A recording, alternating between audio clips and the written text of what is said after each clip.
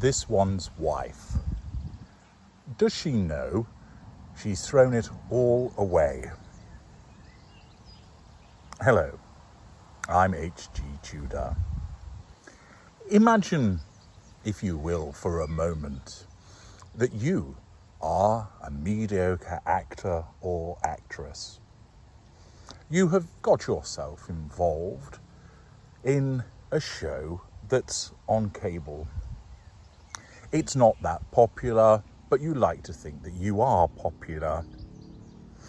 You've managed to somehow worm your way into a group of friends on the circuit in Toronto, or in another universe, another major city. But there's this noise, this voice that's telling you that you're better than this, that you're destined for greatness. You're not aware of the fact that your acting skills are fairly poor. Indeed, you fail to be aware that the writers of the show changed the dialogue to meet with your stilted delivery, indeed moulding the character around you, because it's viewed that you can't really adapt to playing a character. You don't notice this, but that voice is continuing to tell you that you're marvellous, that you're amazing, that you should be aiming higher. And as a consequence of this, you manage to somehow ensnare a member of the British royal family. Not the biggest prize, although you think you should have it, but one that's fairly substantial nevertheless. You find yourself with a multi-million-pound wedding, and you're plastered across the media around the world. You're welcomed by both the royal family and most members of the country that you have chosen to go and live in. Because you're somewhat self-absorbed, you fail to take into account boning up on the culture or taking an interest in it. All you can now think about is the fact that you're as famous as you ought to be and that you have access to huge wealth. But wait, there's a fly in the ointment. Your husband is not a billionaire, notwithstanding the fact that he's a multimillionaire and that you have access to privilege, networks, staff and security, that you have been catapulted into a world that is light years away from where you grew up and your own background. Notwithstanding this, you have suddenly found yourself effectively hitting the jackpot. Valuable viewers, imagine if you had got yourself into that position. I know many of you would say I wouldn't want it, but indulge me and imagine that you had got there. I think ultimately you would think to yourself, I've done rather darn well. I came from not a lot and had ended up with a lot indeed. I'm known around the world. People want to talk to me. People want to meet me. I have the opportunity to turn up and do good. And then you bugger it up. You alienate the family that you've married into. You start telling lies about them and smear them. You convince yourself that you're subject to a nasty smear campaign by the media. Your dim-witted husband swallows every word that you tell him, and you convince him that there's going to be big money made away from the racist haters by travelling to the United States. That you can set up your own court in California, and the A-list will meet you with open arms and greet you as if you are one of their own. You believe this plan because the voice in your head has told you this is how it's going to be. You'll make even more money. People will be rolling up to hear you tell your story. They'll be paying you millions of dollars for the privilege. You will be able to outshine even Diana, Princess of Wales, with regard to your heart attack beauty and appearances across the media. Your husband is convinced and comes with you, shattering his ties with his family, with his friends, with the place of his birth.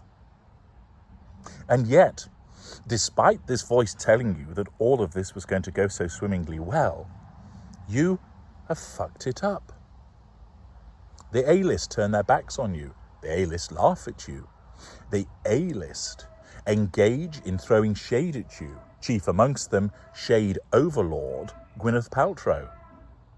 There are many individuals that you thought would be queuing up to bend their knee and kiss your hand, and yet they despise you. They despise you for your horrible behaviours. They despise you for your entitlement. Film stars, pop stars don't want to bother with you. Indeed, some of them even start to support the enemy, Team Wales. How could they? You're one of theirs, and yet they don't want to know you. Life is so unfair. You come up with ideas and none of them work. You decide that you'll create some content, eventually. And then, to your surprise, the organisation that sent you millions of dollars decides what you've created isn't that good and doesn't want anything more to do with you. Indeed, one of their executives has the audacity to describe you as a fucking grifter. Another major outfit twiddles its thumbs thinking, they've not turned out to be the cash cow that they thought they would be. But nevertheless, surely you're going to succeed.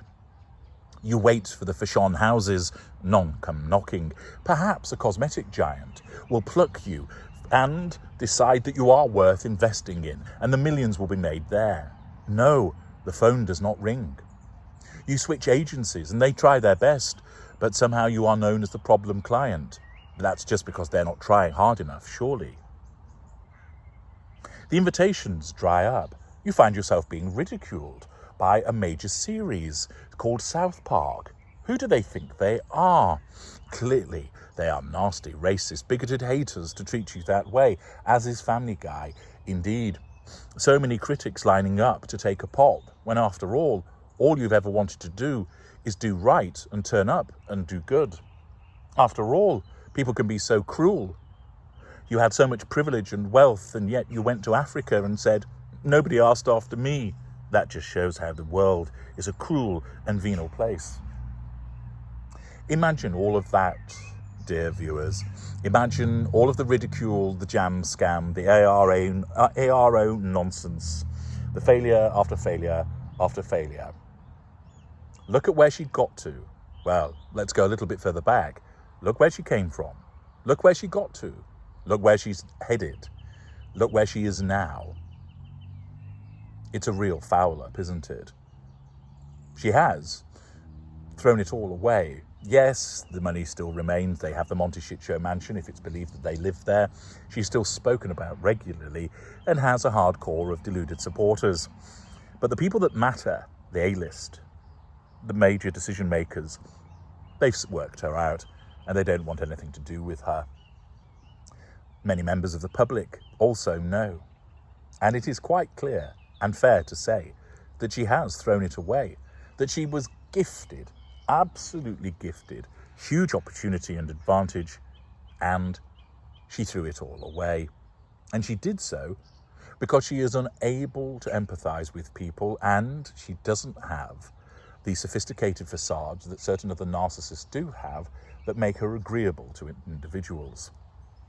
Because of her haphazard way that her narcissism has sought to assert control in the moment, we have seen again and again and again the collateral consequences, which has resulted in the fracture of the facade, the clenching of the jaw, the death stare, the stupid comments, the ridiculous schemes, the lies, the revisions of history.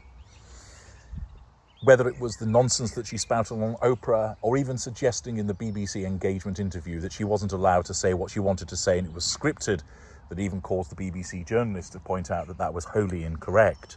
Time and time again, she has messed it up. But does she know? Well, she certainly knows that the A-list don't want anything to do with her. She knows that she's despised by many people. She knows that the cosmetic giants and the Fashon houses aren't coming knocking. She knows all of that. Although she's deluded, she also is able to recognise that things aren't working. But of course, she is incapable of ever accepting that she is the one at fault.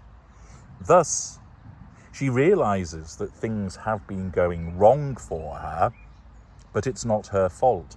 She hasn't thrown it away. Others have caused it. She believes in her paranoia that the British royal family have been repeatedly briefing against her, when in actual fact their modus operandi is to ignore her, to get on with their own things and find triumph in their own activities rather than responding to what she does. She believes that there are so many people out there who've got it in for her that she needs to deploy PR individuals to try and combat the truth when it's spoken about her, the fair observations and criticisms. She has to use money to engage members of the Sussex squad to go out there as her attack dogs, trying to shut down the voices that simply speak the truth of criticism about her. For once again, she cannot compute that she is the problem. She recognises that things are not where they ought to be. She recognises that she has not got the success that she thinks she should have. She recognises that she hasn't the popularity that she believes is her birthright. But what she doesn't realise is that it's all down to her and her behaviours. Because her narcissism will simply never, ever let her compute that she is the problem.